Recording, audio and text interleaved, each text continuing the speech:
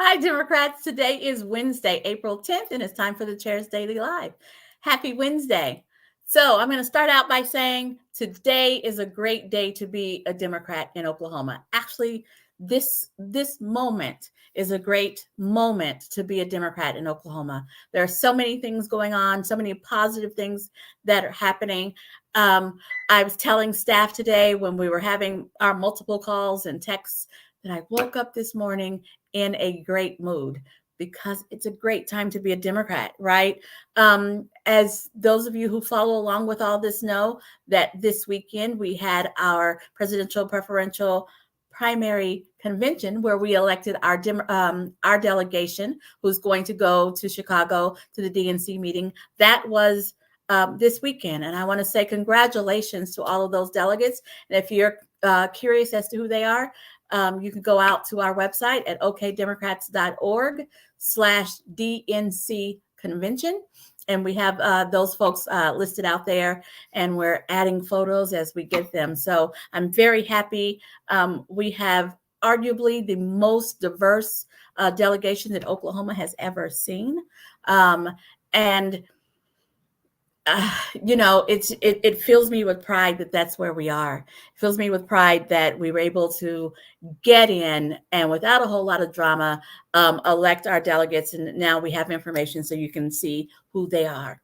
Additionally, this Saturday, the Oklahoma Democratic Party is hosting Campaign Academy. This is where we train candidates and folks who want to be candidates or want to work on campaigns. We come and we put them through all kinds of training, how to set up a field plan, fundraising best practices. We were going to practice actual call time, all of these things, and just the vocabulary and how all of that works. We do this every year, and we just had filing last week, and so it makes sense that we have all of these new candidates that we provide training to get them on track so that they set their campaigns up in the right way. So that's this Saturday in Norman at the Thurman J. White building at 1704 Asp. It's only $25 because we have to pay for the building.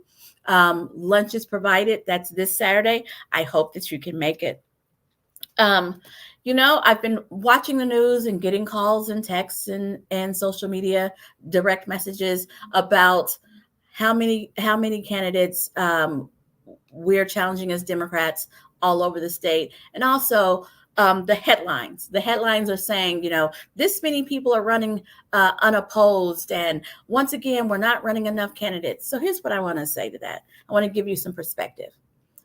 When we hear that in a red state, we likely believe that means that Republicans are putting their names on the ballot all over the place and getting elected without a challenge.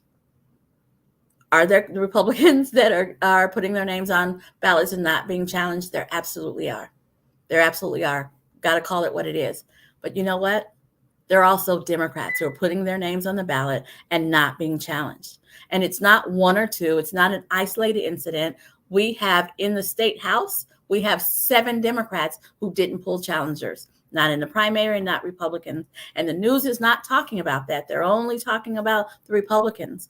But we actually have Democrats who have done such a wonderful job, who have made their constituents know that they're there and they're not being challenged. So I wanted to take a moment and clear that up, but also to give you a visual to show you that Democrats are also running unchallenged, and the news isn't talking about that because they'd rather talk about the chaplain bill. So there's a bill that has been shucked, and what that means is it's a bill about one thing, right? When it goes through committees, it's a bill about one thing, and at the last minute, they take all of that language out and they make it about something else with words that are similar. So I don't know what words were similar, but they changed the bill out, and now there's a bill working its way through our state legislature that is calling for there to be chaplains in all K through 12 schools in Oklahoma. Now, the challenge with it, as I understand it from Representative Jarrett Deck, one of our unchallenged Democrats, one of our already reelected Democrats, is that There's no requirement. There's no, you have to be a chaplain accredited by XYZ. You just have to claim to be a chaplain. And so what I hear is that we're just allowing anybody into the schools. I watch a lot of romantic comedies on TV, and people are always running off and getting ordained as ministers so that they can marry their friends. No requirements, no qualifications. Ugh, that's a little scary. I don't know that that's what we want to set up for our schools. If it's supposed to be about child safety, I'm not sure we just want to let anybody into the schools. And don't even get me started on what kind of chaplains. What kind of religious figures are we letting in? Is it only a certain kind? Is it only a certain religion? And let's point out the fact that they're offering chaplains to counsel children versus qualified counselors. How about we fix the real thing that we're trying to fix? And that's making sure that our children have support at schools, counselors. Why don't we just allocate in our budget so that we have counselors at K through 12 schools? That's what we need. All of this other stuff is smoke and mirrors and clickbait. That I'm grateful for the Democrats in the House who are calling on the author of this bill to give a better explanation for what it is that he wants. We can't just let any and everybody into the schools with our children. Now, WIC. I had to get a clarification for myself today because I do not have children. But WIC is a form of assistance for families with young children who need help making sure that they can provide healthy food. And it was started out about formula. Make sure that they can afford to have formula for their children and healthy food for their young children.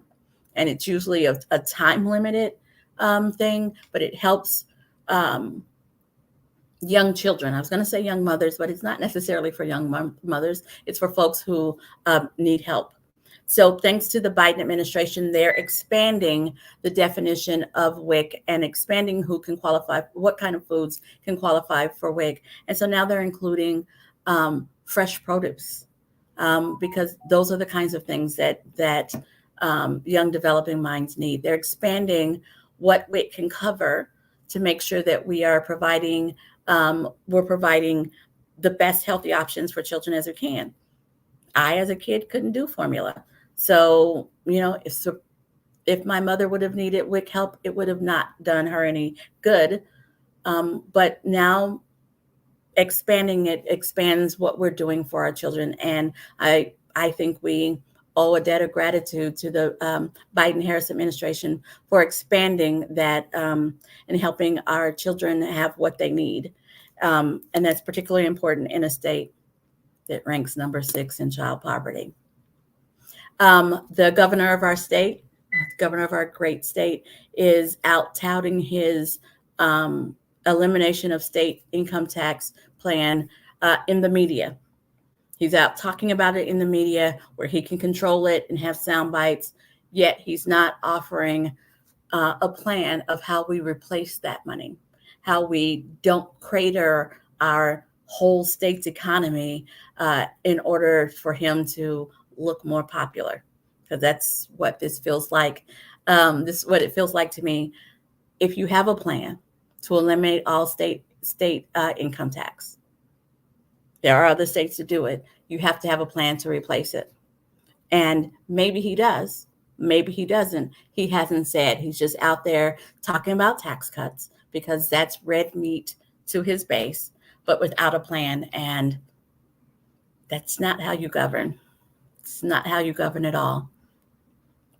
Further reminding us we need to elect more Democrats. We need more folks asking the question. We need more balance in our state leadership. All righty. Thanks for joining me, guys. I will be back here tomorrow at 4:15, hopefully with Representative Mickey Dollins for a legislative update. You guys have a good evening.